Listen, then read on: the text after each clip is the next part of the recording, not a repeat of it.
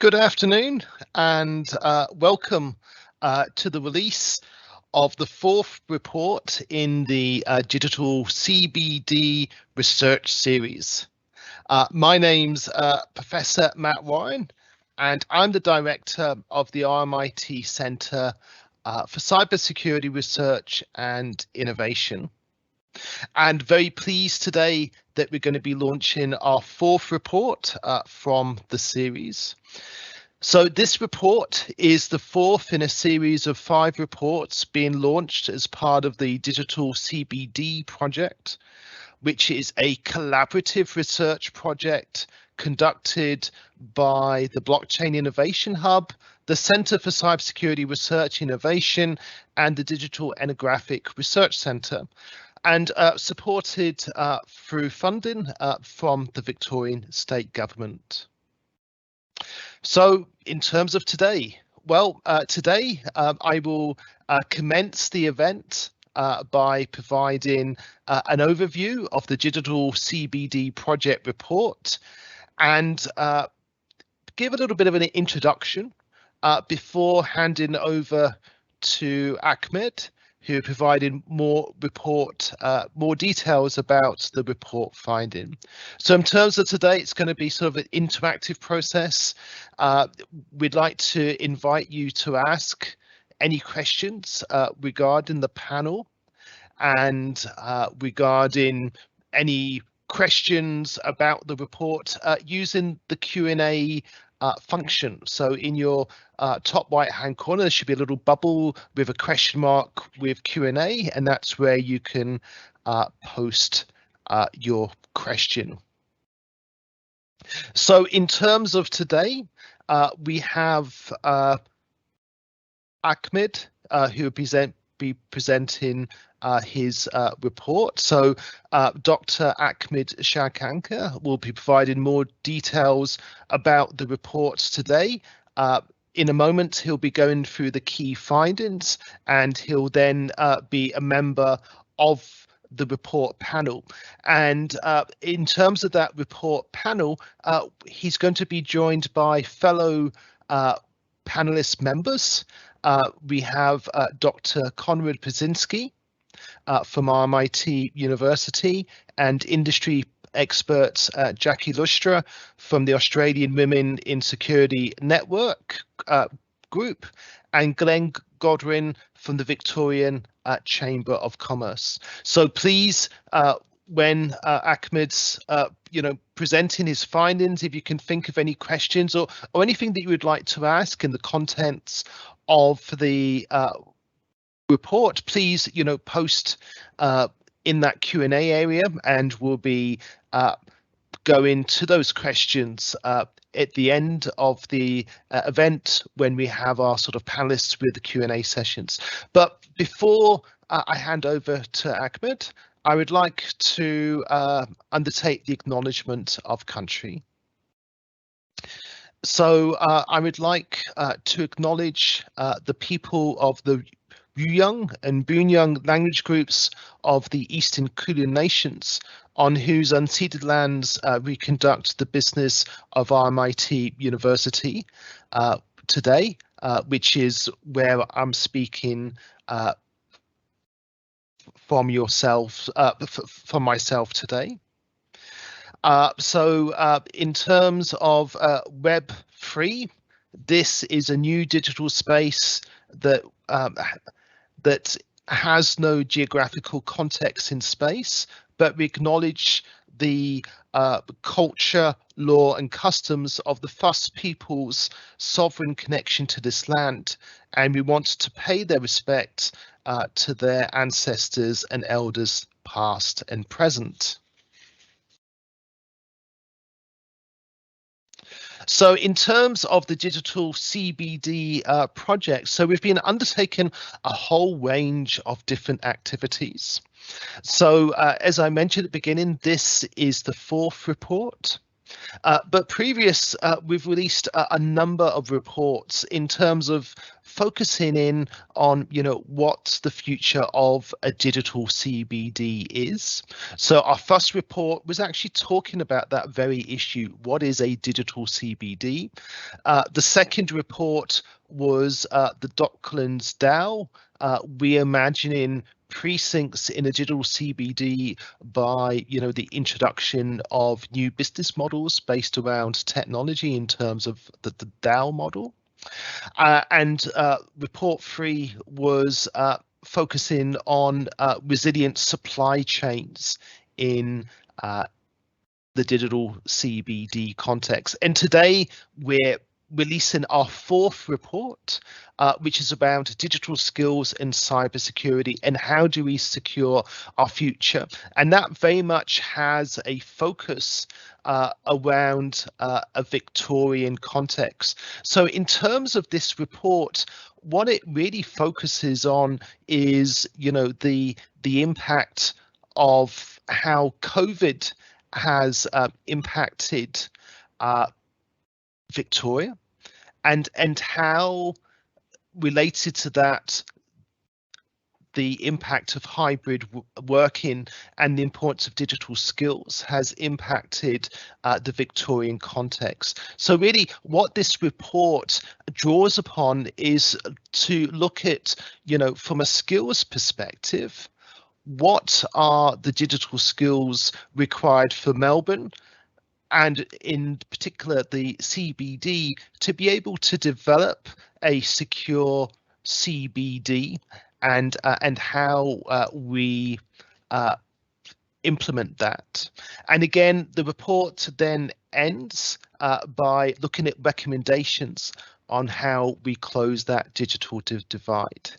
And it's great to have here Dr. Ahmed Shuka, who will be able to talk through the research findings from the report and the research that was undertaken via the report team. So over to you, Ahmed.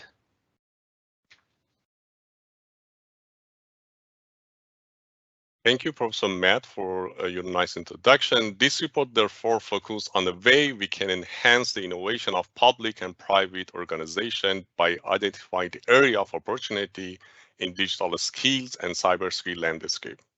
The COVID-19 global pandemic has changed how the world functions, illustrating a limitation of many existing systems and highlighting the need to remake the rule of information technology as a lever for economic productivity and growth.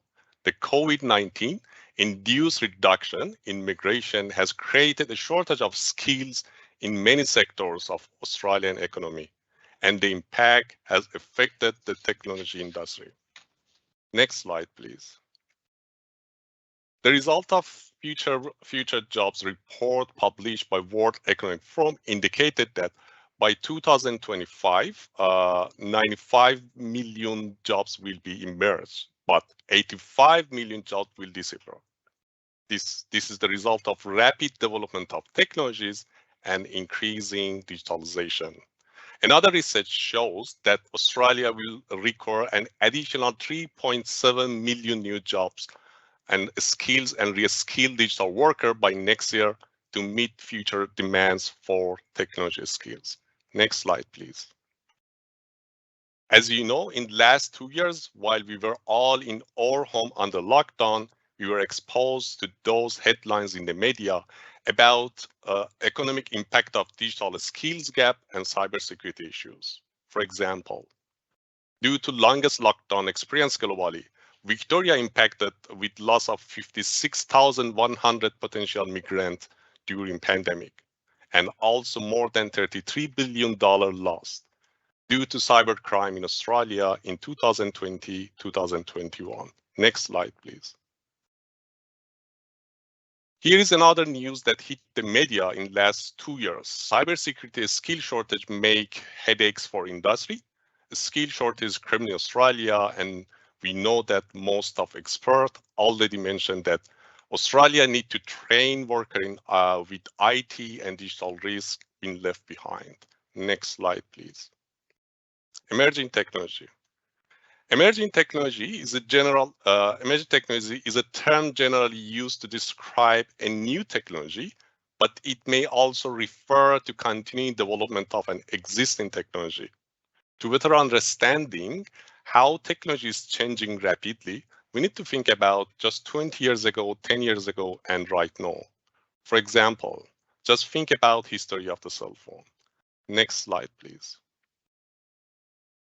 As I mentioned, emerging technologies are fantastic for life, but emerging technologies pose several issues such as changing business models and also bring us several security and privacy issues. However, the main key issue of digital skills based on rapid development of technologies are lack of skilled worker, upskilling, and reskilling. Next slide, please. The challenging ahead. The world is changing, thus jobs are changing, and upskilling and reskilling is necessary. Australia is buzzing with digital talents, and there are people who have skill, passion, and ambition to make a huge differences across every organization. But the truth is that our 70% of the roles require digital skills, and estimated in Australia, around 3.7 million digital skill workers required to work in technology career in next year. Therefore, the issue of cybersecurity will not be abated if companies do not address what is gaps and shortage of digital skills. Next slide, please. In order to provide further insight into the current situation regarding digital and cybersecurity skill in Melbourne, a survey was conducted of respondents who were employed at digital technology professionals in ICT and cybersecurity sectors in Victoria. I'm not going to the detail of results, but I will share a few of them with you. 70% of participants in this study agreed that there is a shortage of digital skills and lack of cybersecurity workers in their organization in Melbourne. Also, nearly half of participants is willing to upskill their digital skills within their current organization, and our research found that more than half of participants consider security the most significant issue around digital skills, and they are more likely to be interested in. And almost 89% of participants are interested in quickly upgrading their skills within 1 year. This is a great news, as we need around 3.7 million new skilled workers by next year in Australia. Next slide, please.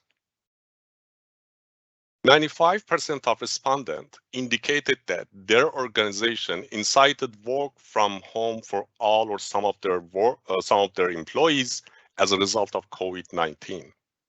And over 40% of participants indicated that COVID-19 negatively impacted their organization's ability to hire staff with appropriate digital skills and cybersecurity. And also, 54% of all participants felt that their organization response to the pandemic had exposed them more to security threats. Next slide, please. We also asked participants that what digital technology is their organization most invested over last 2 years and what they want to invest in next coming 2 years. Cybersecurity again ranked highest with 25% and 21%, indicating that employees and employer are more concerned about security issue than others. Next slide, please. Here are the top of 5 advanced digital skills identified through this project. Again, cybersecurity is the first one, and followed by data science, digital design, data visualization, and UX design. Next slide, please. Key learning from this research are starting with rapid development of technologies and their impact, and followed by the skill shortage are large and are growing too fast. Modern and new skills need to be prioritized, and we need more investment in the skills. Otherwise, a skill shortage might become more costly. Australia relies on skilled migrants for digital skills, and diversity is a key to growing the workforce.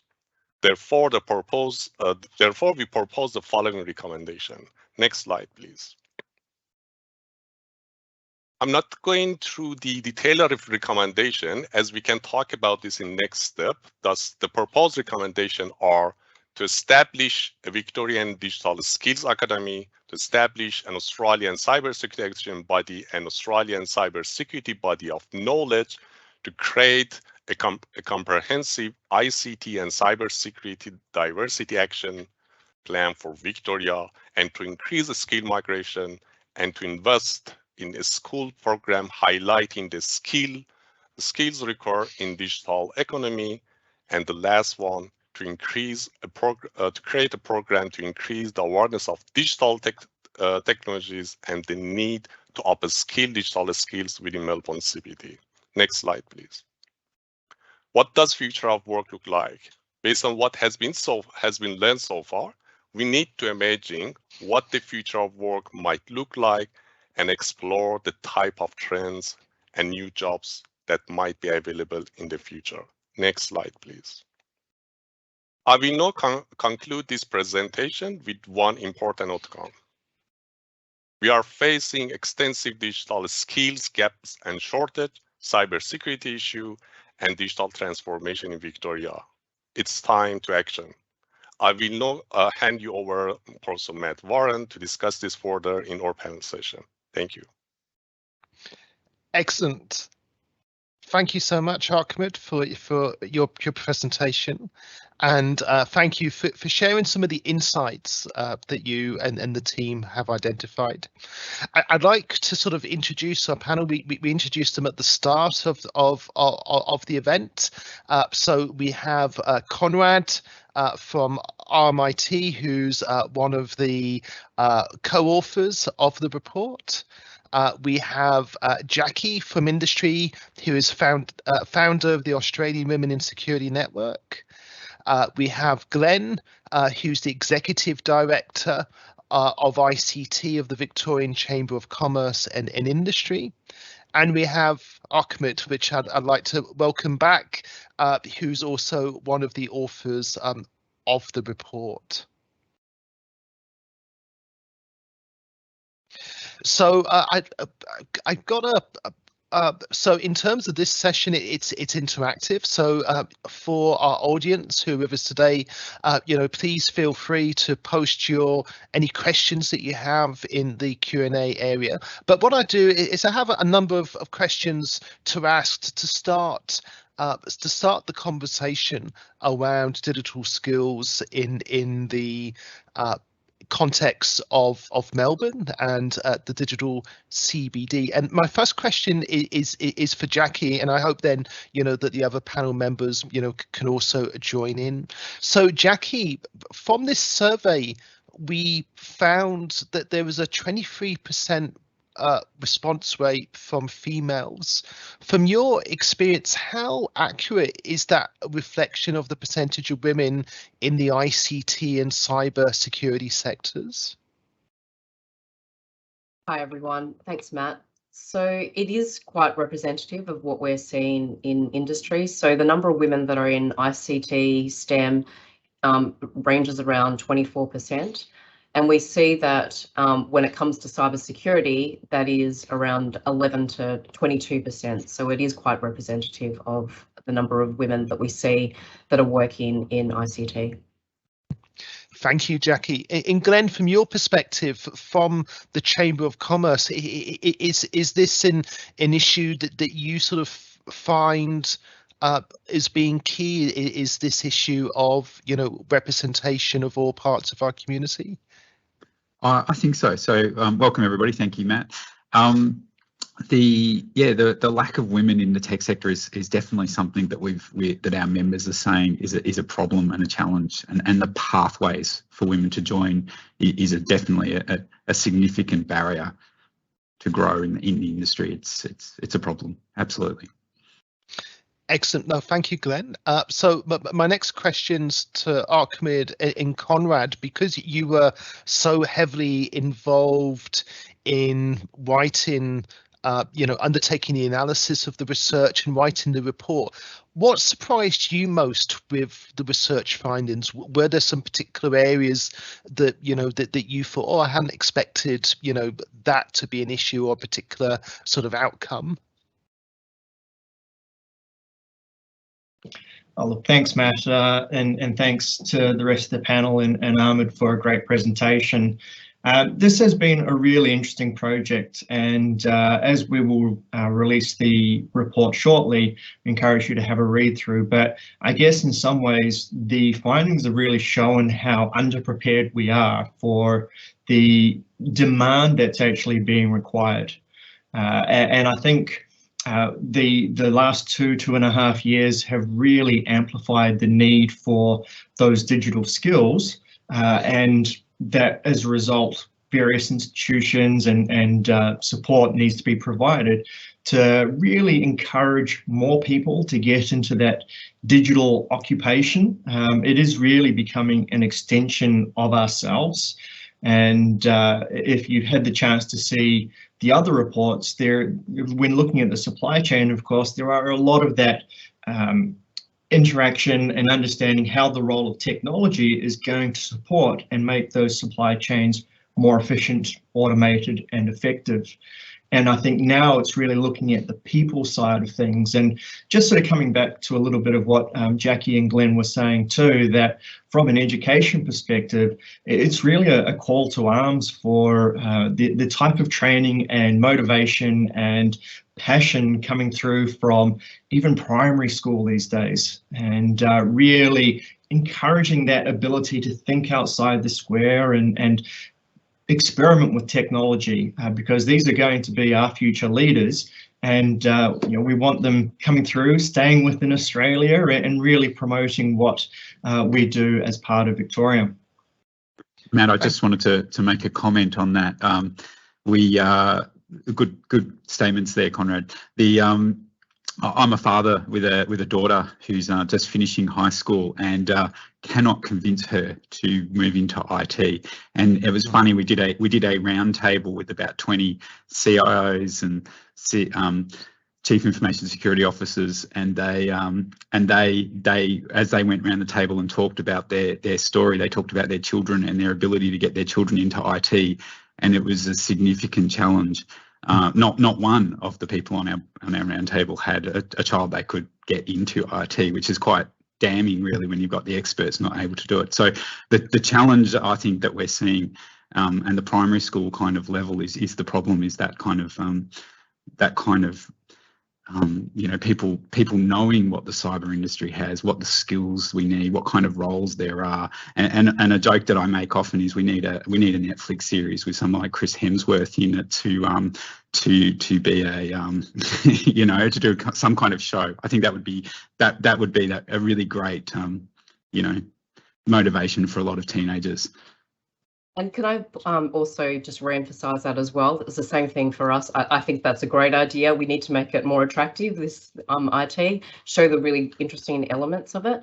And what we're finding is that not many women and not many kids are signing up to any of the technology or digital subjects at school. So we really need to do more work in the primary school and secondary areas to try and, as you say, get more of them signing up to it, get them interested, because we really do, need to get that pipeline of more people interested in these digital jobs.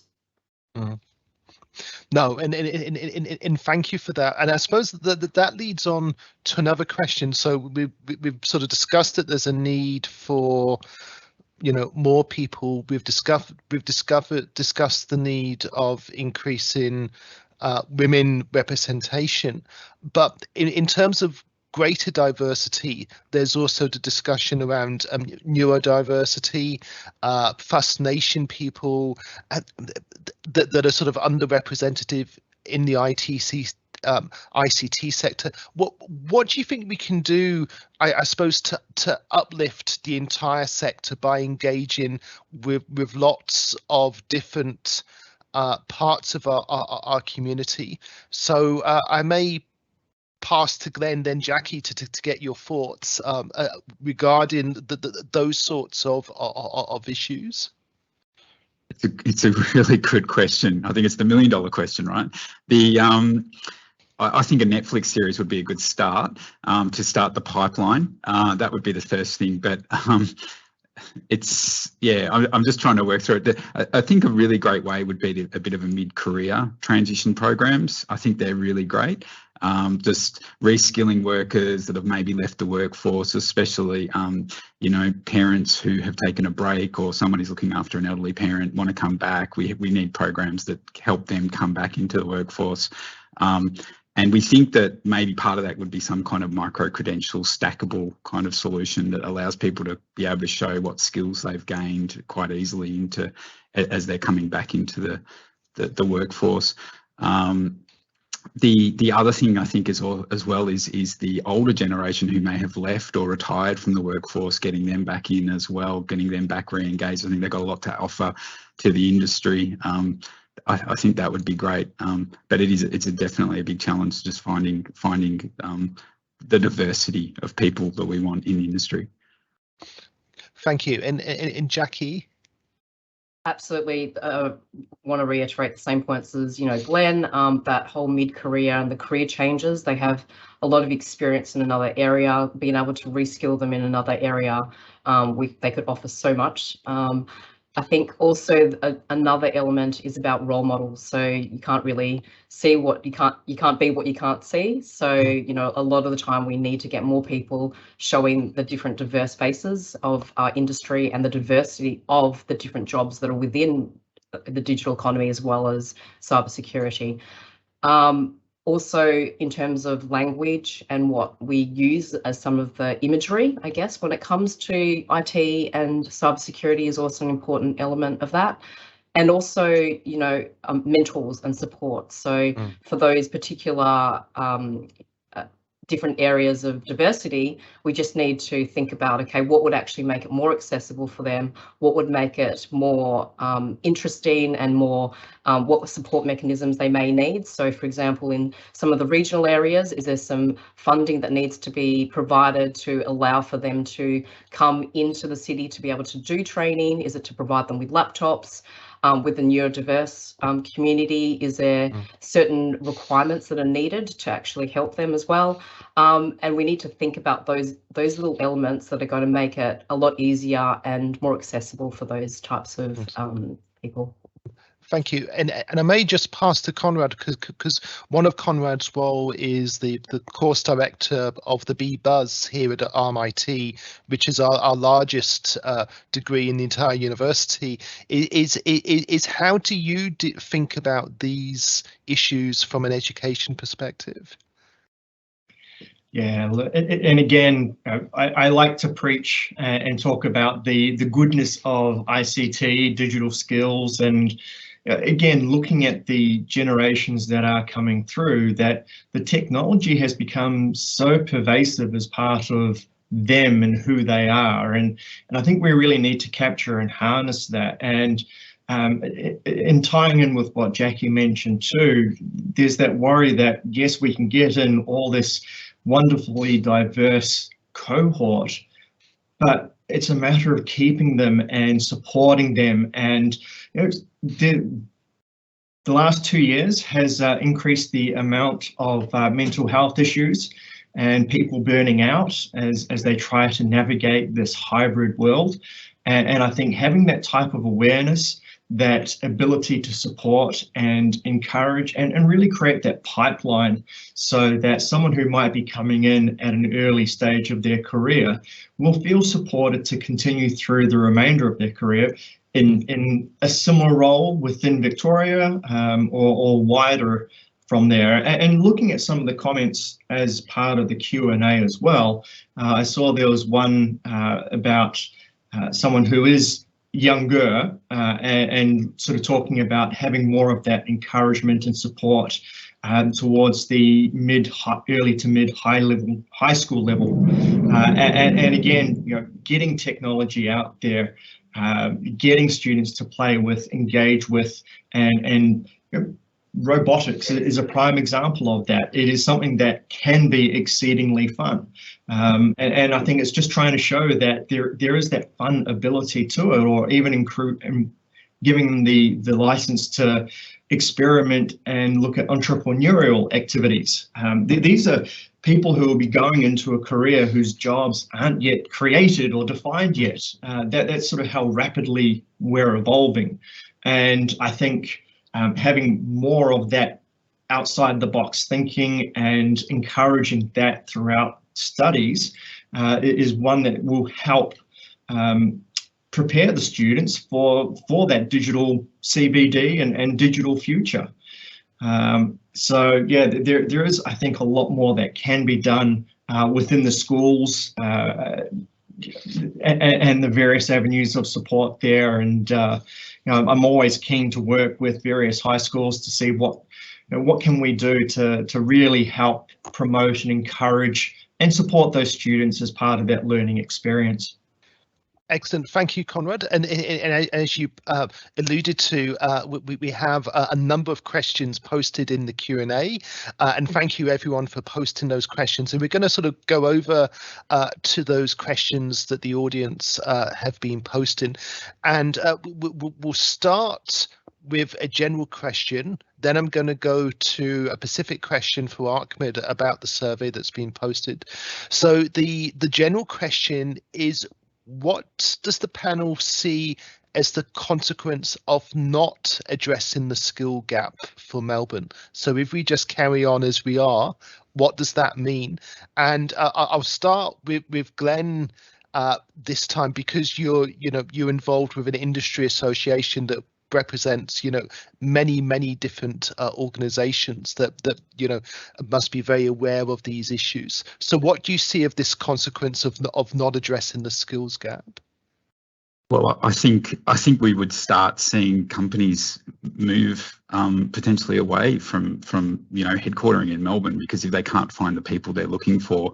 And I think IT, we all talk about being able to work hybrid, but there is always an element of fast and rapid development being done in person. So I think the more that we can't attract the skills to the state or to the city of Melbourne, the more challenges we're going to have to be seen as leaders in the industry. And I think it's one of those kind of you get that kind of snowballing effect where the more you have, the greater it builds, the more capacity, the more opportunities, and people are more attracted.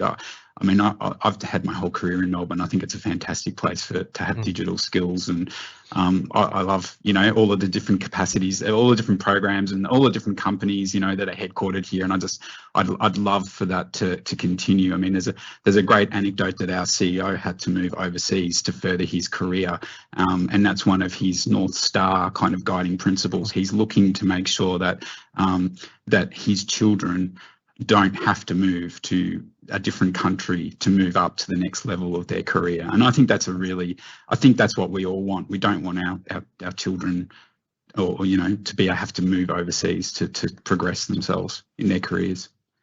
Thank you, Glenn. And Jacqui, with your role is also a national role, is that your association has groups all across Australia, so you must see this also from an Australian perspective. So what do you see if Melbourne doesn't address this skill gap as being the consequences? The consequence will be that the businesses will go to other states or overseas if they can't find the skills here. And as Glenn was saying, we've got some really great startups and really great companies that are here, and lots of really good universities. They'll start to go somewhere else, and if we don't have people that have the skills here, the business will go somewhere else, but we're not going to have those role models either that are going to be able to help and increase that pipeline. So it's going to be this continuous circle if we don't start to address it as soon as possible. Thank you. And in Conrad, from I suppose an education perspective, she's with the Bachelor of BBiz, and in terms of trying to predict future trends, we want Melbourne to sort of attract talent. 100%, and it's coming from a Kiwi now living here, and Melbourne really is the city that has got everything, and I think it's really exciting just to see how rapidly Melbourne evolves with the trends and the events and whatnot that happens out there. And again, as mentioned as part of the report, looking at the Australian Computer Society and their Digital Pulse report back in 2019, they were saying that there was about 100,000 digital economy jobs required in the next couple of years. Now, obviously, moving forward to 2021, we're now seeing the demand for 300,000 technology workers by 2026. So there is definitely that need to fill that gap. That gap will only get bigger, particularly as, although we are looking at a Victorian context, we've got a larger picture to play across the world. Melbourne's always noted there as one of the most livable cities in the world.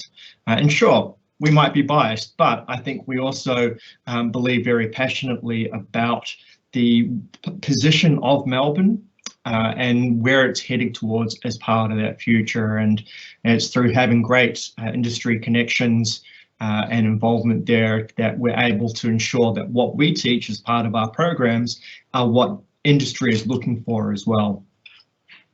Thank you, Conrad.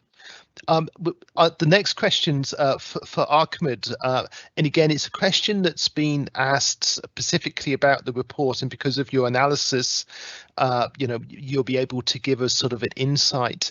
So, in terms of the report and your findings, Ahmed, in Melbourne, are there particular industry sectors where skills are required in more demand? Did you find a difference in terms of cyber versus IT, for instance? That's a good question. Believe it or not, I think digital skills right now have been necessary for decades, and digital CBD, as we know, also constructed of different digital technologies and consists of multiple layers and applications. Thus, essential digital skills, as we know, is step toward learning lots of other new things that can help for us to live and work better. If I want to say that in just one sentence, skills, they can improve our confidence to stay living and working better and safer in digital CBD in Melbourne and somewhere else. And in terms of that, yes, we can see that because we got some other recommendation from participants that they give us some other things rather than just what we're asking. So they need to have these skills in every organization. It doesn't matter that we are working, even if we are working at home, because we need these skills for our kids. We need these skills for our family, and at the moment, everyone using different IoT devices. So these IoT devices we have, such as fridge at home, such as TV, and so on. So it's very, very important to see how kids can work with that and how they can keep the privacy of data if there are some sort of technology that we are using at home. Thank you. Thank you, Ahmed. One of the questions that's been posted, and one of the most popular questions because it's been upvoted, is the issue of skilled migration. So during COVID, there was no, migration occurring because of the situation. The question is, what role do you see skilled migration playing in closing the digital skills gap? And I may pass that to Jacqui first, because you have that national viewpoint, and then to Glenn from that sort of state perspective. Yeah, no, so that definitely has played a role. Like, we've heard a lot of people that during the COVID pandemic, they've moved back home, they haven't come back. We've had a lot of people that have been overseas and couldn't come into Australia. So that definitely has played into that skill shortage. I see this as quite a big thing. So there's two parts to this. One is there's certain organisations, obviously, where the visa is obviously one of those barriers. And we could probably, as a panel, talk about that for a really long time. But that is one element which is difficult. And if people are not able to come into the country with those skills, then it's really difficult. I remember when I came from spending 14 years overseas, when I came back to Australia, my experience of 14 years working in cybersecurity wasn't recognised here in Australia. I think that is something that needs to be also looked at. So what skills are people bringing from learning in other countries? They're doing things a different way. How do we bring that skills and that knowledge to our city and our country that we can then learn and utilise? And I think more open-mindedness about, you know, those skills and what they have as that background is an important element. No, thank you, Jacqui. And Glenn, your experience with your association, you know, from a Victorian context, what's your view around, you know, the skilled migration? Yeah, the Chamber's had quite a few conversations with employers around this, and we know that definitely the skills shortage is definitely a volume issue, and migration has a part to play in it. There's absolutely a big challenge around limited pathways for skilled international workers living in Australia on non-visas, work visas, to transition into our digital workforce. We've had quite a few stories about people who, you know, come on a particular visa and you know, ended up in a digital job and then had to go and work in a hotel for a few weeks to keep their visa, which is just quite tragic, really. And really, we think that there needs to be an urgent migration reform to attract and retain overseas talent. And we think that international students that are studying here have certainty about the work opportunities that they can undertake post-study. We think that that's very important. And you know, some of the things we've heard is that where an employer can't find a skill in Australia, they tend to find them overseas. And that does not contribute to our economy. So, you know, we know one member in particular sets up completely different subsidiaries all around the world and employs people in those subsidiaries, pays them out of those subsidiaries, no tax, everything is over there. And I think that's a shame for our economy overall. Yeah. Yeah. No, thank you, Glenn. And we have another question, which is about the issue around, I suppose, mid-career professionals who want to upskill or move from one IT discipline to another. What are the problems with cybersecurity? You know, for initial roles, is there's always the requirement to have 2 to 5 years cyber experience, which, you know, even someone who's worked in the IT career that could be a problem. So I suppose, you know, how does the industry deal with that mid-career upskilling or refocusing? What are the ways that you know, that can happen? And I'll pass to Glenn first, then to Conrad. It's another great question. There's definitely a challenge here. And we see a role here for the government to play to fund these mid-career programs. So we know that our own organisation is running a mid-career checkpoint program where we can help people who are coming back into the workforce reskill. They get training and you know, a bit of mentoring to try and get that next step. The other things is you know, kind of we know that there's some digital skill programs where people can do mini apprentices, 12-week courses, get the roles paid for by the government as well, or subsidised. There's lots of options. It just needs more of it, more opportunities, you know, just more investment in that kind of mid-career programs. And I think the government plays a huge role in that transition. Thank you. Yeah. I'll go to Conrad and then to Jacqui. So Conrad, from an education perspective, how can we deal with this issue? Yeah, look, I think one of the interesting things, putting the academic cap on, throughout the last couple of years, we've seen an increase to online learning, and there are a variety of courses there that can be done intensively as well as broadly to be able to enable individuals to upskill themselves, sort of taking that opportunity. So there are still quite a bit around the general mid-career support and education and training piece. I think it needs more of that publicity and encouragement. And I commend the Victorian government with their digital jobs program of being able to support those that are looking for that change of career to move into cybersecurity, data analytics, web development, digital marketing, user experience, that would nicely then be complemented with a 12-week industry placement. These types of initiatives are, the right things to help people get the necessary skills and exposure to be able to go into that workplace and sort of hit the ground running. And I think that's what is also needed, that the skills are there, but they're able to already know what they need to do as part of that role. Thank you. And Jacqui, the AWSN have just recently announced a new initiative with the Victorian state government. So I'd be interested to find out about your views and also how that new partnership with AWSN and the state government can help in that situation. Yeah, absolutely. I think there's two things here. It's that upskilling element and that translation as well. So having a look at, okay, what are those mid-career people? What is their experience and how can that be transferred into our industry?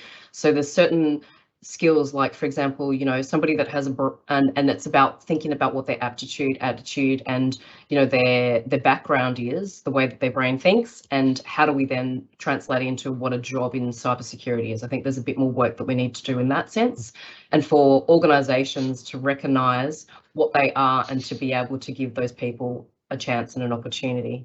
From the upskilling element, yes, we have just, we're about to launch an initiative with the Victorian government where we're taking 13 women that are come from IT, technology, digital backgrounds. So they've been working in those type of backgrounds for the last few years, and upskilling them in the cybersecurity element, matching them with mentors, helping them connect with the industry.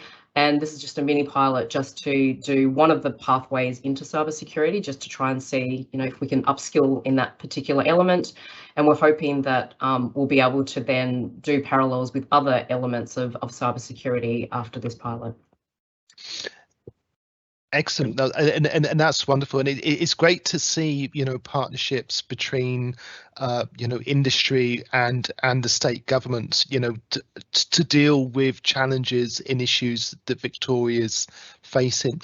Now, in terms of one of the recommendations is for the Victorian government to consider developing a skills academy, and really the idea of that is for the state government to provide leadership around digital skills and to allow the delivery and platform for that to happen from a state perspective. And Jacqui, you already mentioned the great work that AWSN are doing with the state government from that perspective.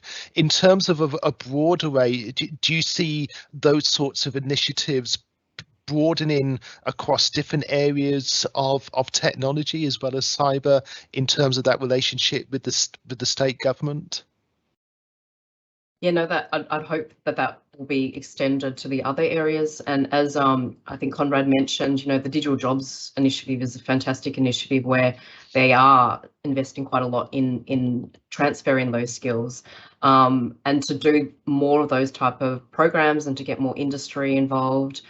Making sure industry is also contributing to what kind of skills they need as well is really important, I think, and practice. I think with a lot of, particularly with cybersecurity, it's those that in the technical elements, it's about practicing and supporting and learning, continuously learning. And I think that there's a lot of opportunity there, and I hope that we'll see more of that in the future. So, thank you. Thank you, Jacqui. And Glenn, from your unique position with the Chamber of Commerce, what role do you see the state government playing from a skills perspective? Oh, absolutely. I think they're important. They're funding programs that help us connect the digital jobs program. I believe we've also got the Summer Tech Live program as well, which is an initiative where projects can be run with industry to help that industry solve a particular problem with university students, and I think that's a great program as well. We really do see that, you know, there's some kind of body created that creates networking opportunities, this continuous learning and helping facilitate those graduate engagements into the workforce. We think that's really important, and I think that Victorian government can definitely provide that role. Excellent. And and thank you for that, Glenn. And Conrad, from an education perspective, where do you see that relationship in terms of course offering from universities partnering with government? Yeah, look, I think has been said throughout this Q&A that the more involvement that we can have with the various providers and industry partners, we want to ensure that the skills that we're presenting to the students and getting them to develop as part of their studies are ones that are actually required by industry. And you know, as Jacqui said, a lot of it is through practice. So getting hands dirty and having great work integrated learning opportunities and working on projects for industry clients and partners that want to explore and kind of help bridge that gap between universities and industry or organizations to almost help train that next wave of digital workers. So yeah, there's still a lot of room for scope there, and it's exciting. Okay, and I realise time's unfortunately against us, so I'm going to just for the last question go to Ahmed, really to comment about the research that you've undertaken, because the research was really undertaken in a Victorian context. All the respondents, you know, were from Victoria. How do you see, you know, the research and this concept being used by other cities or other states in the future? Thank you, Matt, for the question. That's a very interesting question. I think based on what you can see in this research, the different problem and rapid development of technology, this bring us several issues that we need to think about that. And as I mentioned in my presentation, at the moment we have 70% of survey respondents agreed that there is a skill shortage in Victoria. And also we have 70% lack of cybersecurity worker in different organizations at the moment. So this is a very big problem. And for Melbourne, as technology is growing too fast, also as other mentioned, we don't have enough migrants because of different pandemics and other issues that we have locally or globally. And based on the other research that have been done before in 2018, 2019 in other states in Australia, we had some similar situation in NSW, in Sydney and Queensland as well. But we can see that because of the global pandemic, at the moment, the scenario, and we are in a little bit critical situation, and we need to a little bit think about that. And also, I think the other things that I understand from this research is that we need to think about other digital technologies, such as post-quantums, that is very, very important. And we see that most of organizations, they left that one behind, and we need to approach everyone to think about other technologies as well.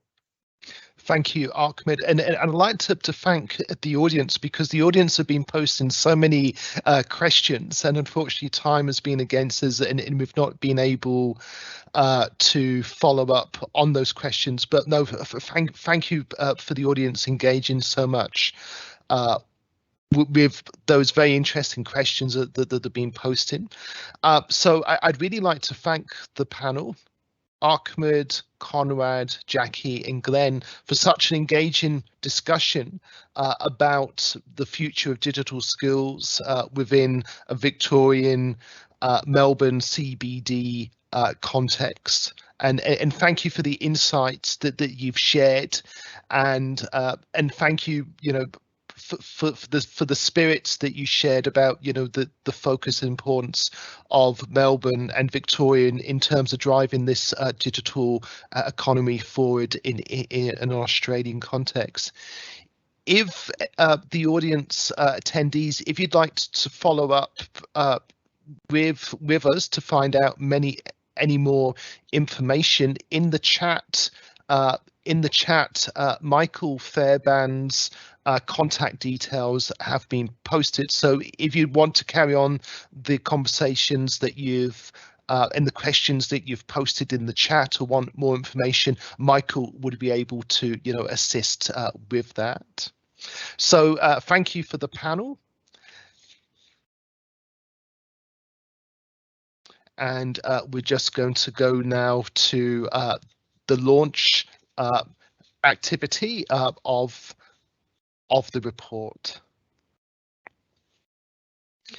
So we're very pleased to announce you can download this report from the project website, which is there on the screen now, or use your mobile phone, and you can just put it over the QR code and it will send you the link. As I said in the panel session, one of the reasons why this report is so interesting is that it has this Victorian focus, that the people who completed the survey, the respondents, were all Victorian. So it's actually a very unique report focusing on Victoria that's been answered by Victorians, and that's something that we're very proud about. So I hope you get the opportunity, to download the report and to read the findings of the report and read about the recommendations that the report makes. And finally, the last report in this series will be released on the 25th of August. And that final report will highlight the digital infrastructure demands required for a digital CBD.